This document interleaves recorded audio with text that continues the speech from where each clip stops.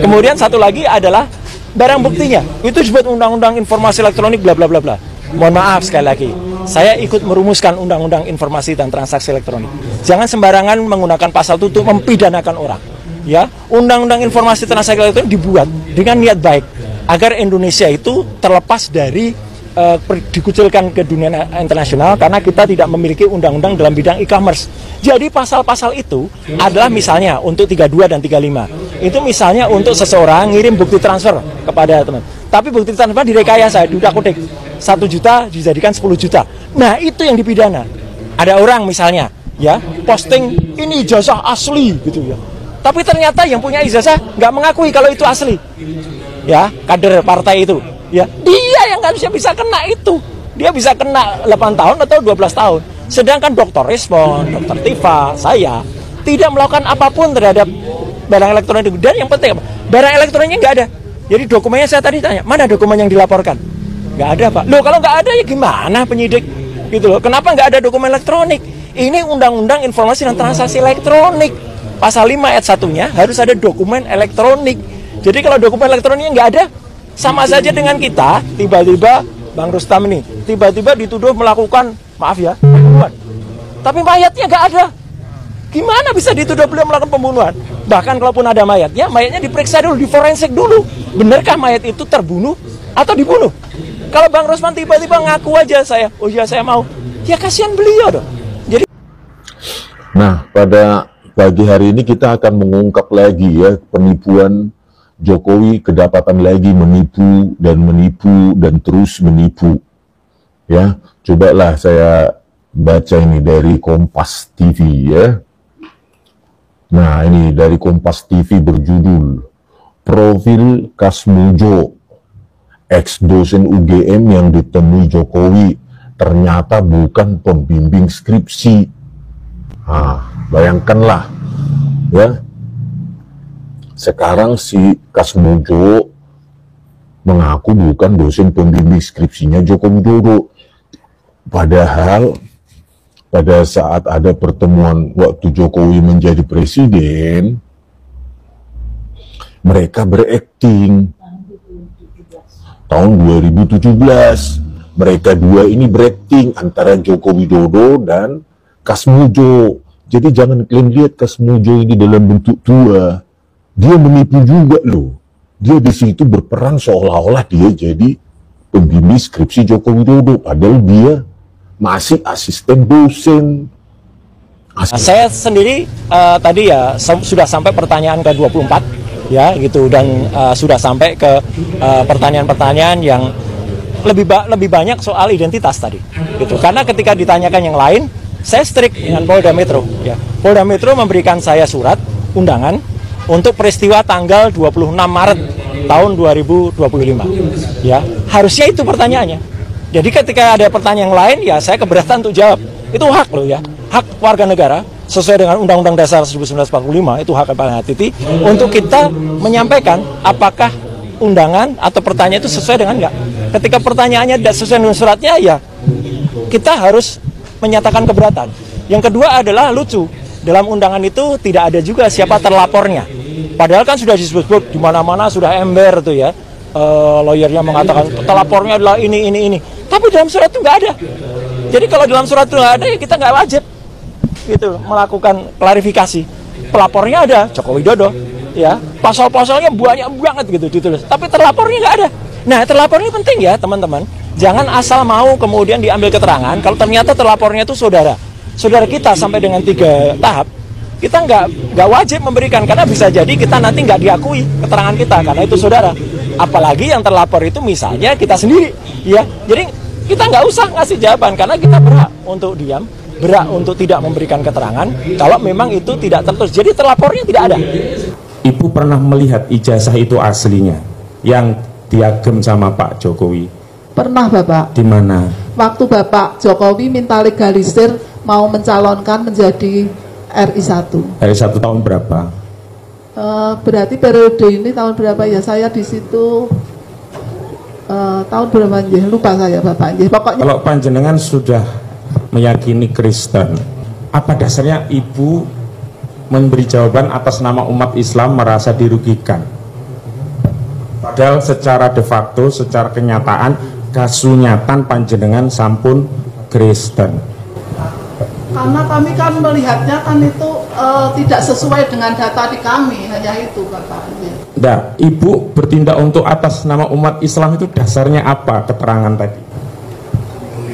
Yang di BAP yang Ibu mengatakan mewakili sebagai umat Islam merasa dirugikan. Izin yang melihat tidak mewakili ya guys.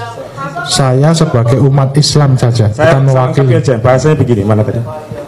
Saksi sebagai umat Islam merasa tidak nyaman dan tidak setuju karena Al-Quran yang suci digunakan dipakai sebagai sarana untuk menutupi kebohongan agar orang percaya bahwa apa yang dia sampaikan adalah benar padahal aslinya adalah bohong, karena saksi tahu kebenaran terkait bahwa saudara Joko Widodo benar pernah bersekolah atau siswa di SDN Tirtoyoso nomor 111 Surakarta yang beralamat di Jalan Tirtonadi nomor 1 Gilingan Kecamatan Banjarsari Kota Surakarta Jawa Tengah yang mana lulus berijazah pada tahun 1973. Pertanyaan saya, panjenengan tadi sudah ngendiko Kristen, tapi kok panjenengan berani mengatakan saksi sebagai umat Islam?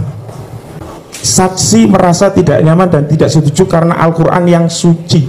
Kitab suci panjenengan di Kristen itu apa, Bu? Nah, ini kok panjenengan bicara tentang Al-Quran, dasarnya apa, Bu? Nah, kok susah amat ya? Kan kalau ada ijazah ya udah aja dong, kasih aja, ini ijazah saya. Nah, orang banyak tuh sekarang gonjang ganjing urusan ijazah bener apa enggak. Lah kok susah amat ya? Kan kalau ada ijazah ya udah aja dong, kasih aja, ini ijazah saya. Mas Roy, dengan adanya pernyataan dari Ketua Umum PDI Perjuangan Megawati Soekarno Putri yang dalam tanda kutip menyindir lah ya, walaupun tidak secara spesifik menyebutkan nama, Anda merasa terdukung? Bukan masalah terdukung ya, saya bersyukur makin banyak orang waras di negeri ini. Hah? Iyalah. Loh, Kenapa? Pak, waras itu artinya bisa berpikir sehat. Ya jelas lah, Ibu Mega itu adalah dulu yang mengangkat Jokowi, kemudian bahkan mendukung ketika masih didukung oleh PDI Perjuangan.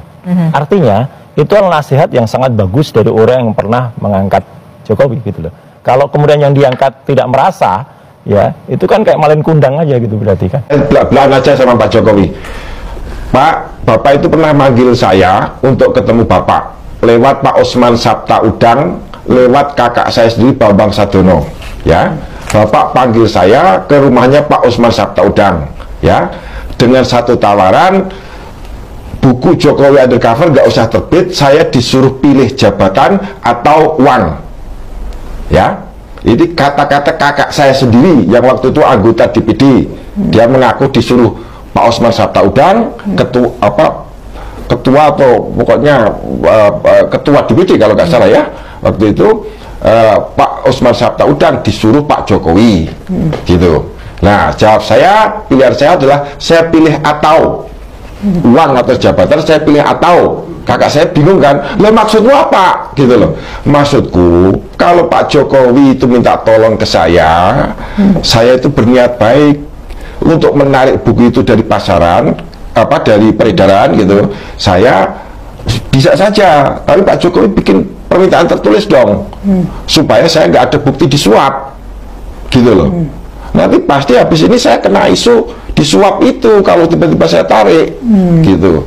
Itu fakta, ya toh. Jadi artinya bagaimana peristiwa itu terjadi. Tapi pertemuan itu terjadi dengan Osman Sabta itu terjadi pertemuannya? Pertemuannya dengan kakak saya, Bambang Sadono.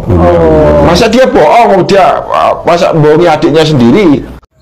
Roy Suryo usulkan uji forensik ijazah Jokowi di Singapura antara independensi dan narasi politik. Ketika api kontroversi tentang keabsahan ijazah Presiden Joko Widodo mulai meredup karena bukti-bukti hukum yang tak memadai, Roy Suryo kembali meniup bara itu. Kali ini mantan Menpora dan figur publik yang gemar beropini soal teknologi ini mengusulkan agar proses uji forensik ijazah Jokowi dilakukan di Singapura, bukan di laboratorium forensik kepolisian Indonesia, bukan oleh ahli dari universitas ternama dalam negeri, melainkan di luar negeri. Alasannya supaya lebih independen. Namun pernyataan kritis pun muncul. Benarkah ini murni soal independensi atau hanya bagian dari strategi narasi baru sedang disiapkan, yakni bahwa para penegak hukum di Indonesia tidak independen dan Roy Suryo serta kawan-kawan adalah korban kriminalisasi. Laporan ijazah palsu yang berlarut. Kasus dugaan ijazah palsu Presiden Jokowi bermula dari laporan yang diajukan sejumlah pihak ke pihak kepolisian dan Mahkamah Konstitusi. Mereka memudah bahwa Jokowi tidak pernah lulus dari Universitas Gadjah Mada atau UGM, kampus tempat Presiden menempuh pendidikan S1-nya. Namun UGM sendiri sudah berkali-kali membantah tuduhan tersebut. Rektor, dekan, dosen, hingga arsip akademik menyatakan keabsahan ijazah itu. Bahkan data alumni UGM menunjukkan bahwa Jokowi memang pernah terdaftar dan lulusan dari sana. Meski sudah berulang kali dibantah, para pelapor tetap mendorong proses hukum berjalan kini. Kasus tersebut memasuki tahap pemanggilan saksi dan terlapor oleh kepolisian. Artinya mereka yang menuduh termasuk Roy Suryo harus bersiap menghadapi konsekuensi hukum atas laporan yang mereka buat. Disinilah muncul manuver baru dari Roy Suryo. Permintaan agar uji forensik ijazah Jokowi dilakukan di Singapura, yang menyatakan bahwa forensik luar negeri akan lebih netral dan tidak berpihak. Tapi mengapa Singapura? Mengapa tidak laboratorium forensik internasional yang benar-benar independen seperti di Jerman, Belanda, atau Jepang? Singapura meskipun berstandar tinggi secara geografis, ekonomi, dan diplomatik sangat dekat dengan Indonesia. Alasan independensi tampaknya bukan alasan utama. Ini lebih menyerupai bentuk distrust atau ketidakpercayaan terhadap lembaga hukum di Indonesia. Sekaligus siasat membangun narasi bahwa lembaga penegak hukum di negeri ini sudah tidak netral. Dalam dunia politik Indonesia ini bukan kali pertama kali strategi semacam ini dimainkan.